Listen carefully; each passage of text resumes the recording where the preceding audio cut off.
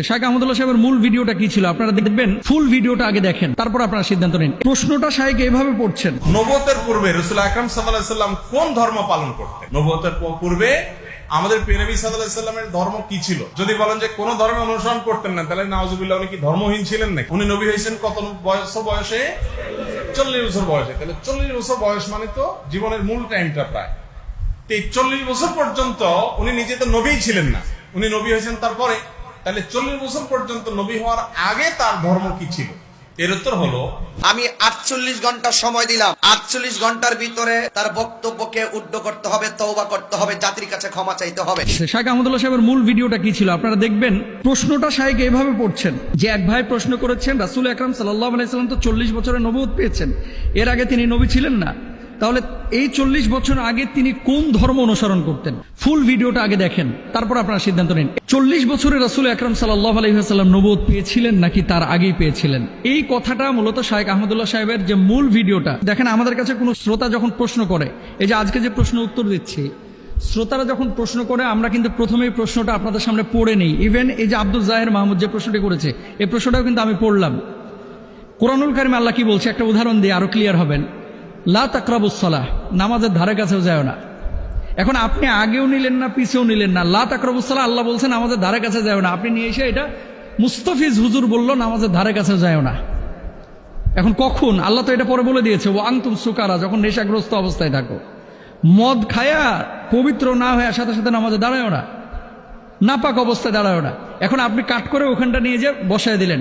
সুযোগ সন্ধানী যারা আছে সোশ্যাল মাধ্যমে, আমার লেকচার বলেন, আহমদুল্লাহ সাহেবের লেকচার বলেন, আব্দুল্লাহ সাহেবের লেকচার বলেন, XYZ যে কোনো স্কলারের লেকচার কেটে কেটে অনেকভাবে কিন্তু উপস্থাপন করা যায়। একটা পজিটিভ বিষয়কে কিন্তু নেগেটিভলি উপস্থাপন করা যায়।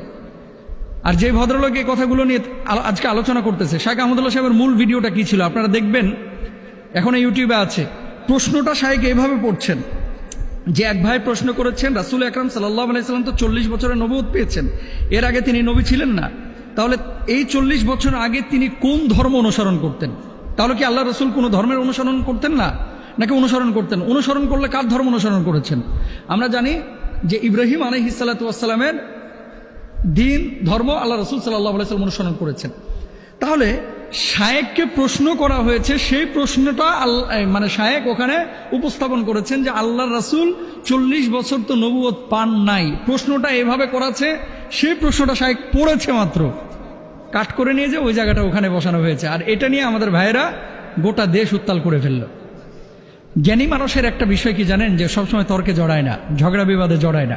কারণ যেই গাছে যত ফল বেশি, সেই গাছটা তত নত বেশি। এই যে আম বড় বড় দেখবেন গাছের উপরে ধরে আছে, যত বেশি আম গাছটা তত নত। এত কথা শাইখ আহমদুল্লাহ সাহেবকে নিয়ে বাংলাদেশে হলো। আমি তো দালাল হয়ে গেছি, মানুষ বলতেছে, কতজন তো আমাকে নিয়ে কত কথা বলতেছে। এতদিন আমাকে নিয়ে কেউ সমালোচনা পৃথকভাবে করেছে, কিন্তু আওয়ামভাবে একটা দুইটা না, একাধিক ভিডিওতে আমাকে সমালোচনা করেছে। যে ভাই আমার নিয়ে গালমন্দ করেছে, সমালোচনা করেছে, আমি তার জন্য দোয়া করি, আল্লাহ তাকে হেদায়েত দান করুক, আল্লাহ তাকে মাফ করে দেয়। তার ব্যাপারে আমার কোনো আক্রোশ নাই, বিদ্বেষ নাই। কিন্তু শাইখ আহমদুল্লাহ বাংলাদেশের একটা অ্যাসেট। আহমদুল্লাহরা প্রতি বছর জন্ম নেয় না। আমি মুস্তাফিজ না থাকলে দেশের জাতির দিনের অতটা ক্ষতি হবে না। একজন শাইখ আহমদুল্লাহ না থাকলে এ দেশের, এ জাতির, এ দিনের অনেক বড় ক্ষতি হবে, অনেক বড় ক্ষতি হবে, অনেক বড় ক্ষতি হবে। সুতরাং শাইখ আহমদুল্লাহ সাহেবকে নিয়ে এই কথাগুলো যারা বলতেছে, মূলত শাইখ আহমদুল্লাহ ব্যক্তি আহমদুল্লাহ টার্গেট না, মূলত তার প্রতিষ্ঠান টার্গেট। কারণ মানুষজন যাতে করে এই প্রতিষ্ঠানটার উপরে প্রশাসনিক নজরদারি নিয়ে এসে প্রতিষ্ঠানটাকে বন্ধ করতে পারে। কারণ কি? মানুষের ভিতরে একটা গ্রহণযোগ্যতা তৈরি হয়েছে। আপনি বিদেশে যান, আউল বাউল ফাউল যারা নাচানাচি গাওয়াগাওয়ি করে, তাদের ইমেজটা কি? বর্তমান জেনারেশনের যুবকদের কাছে তাদের ইমেজটা কি? আর শাইখ আহমদুল্লাহর ইমেজ কি? মিজানুর রহমান আজহারের ইমেজ কি?